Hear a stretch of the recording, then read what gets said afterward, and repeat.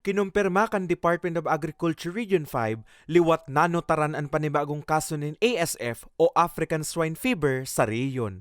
Ini ang primerong kaso ngunya na taon na naitala sa Calabanga, Camarines Sur. Sigun sa ahensya, Enero 30 kan maitala ang kaso matapos ang pigkondusir na blood testing sa mga urig sa Regional Animal Disease Diagnostic Laboratory. Duwa sa mga atamang urig nin sarong paraoma sa Calabanga ang nagpositibo. Dalawa doon sa alaga ng isang farmer na taga Santo Domingo ay positive po sa ASF.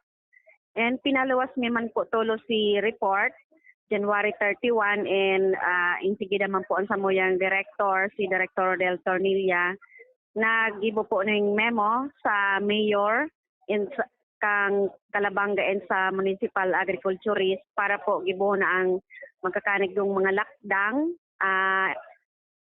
ano po itong following the Babay ASF and AO30, ito po bagang may depopulation and itong i-secure ang lugar and may nang magpapalaog duman na mga ibang asindain na din mapaluwas ng mga orighali sa Calabanga.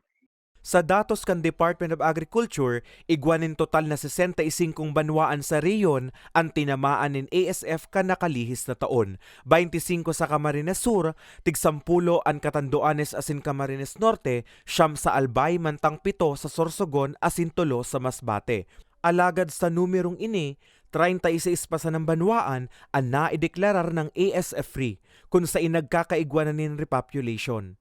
Dain na kita magkakain po ng mga kaning baboy, yung swill feeding, pumili ng tamang feeds na ipapakain at huwag magpapasok ng feed bag sa loob ng babuyan. Siguraduhin na yung kung maatama ng orig duman sa mga mayong ASF na lugar, itong biik na babakalon ay malusog at walang sakit and mag-oobserba ng downtime or quarantine muna. Obserbaran muna itong yung biik na binakal para ma-ensure na mayo siyang helang. Pagiromdom kan Department of Agriculture sa publiko urog na sa mga may atama na urig o galion ang semanahan na disinfection sa kulungan, palibot kay iniasin sa bodega kan mga feeds. I-report man sa inda en kaso magkahelang ang mga atamang urig. Para sa mga baretang tatak Bicol, Carmelo Balya.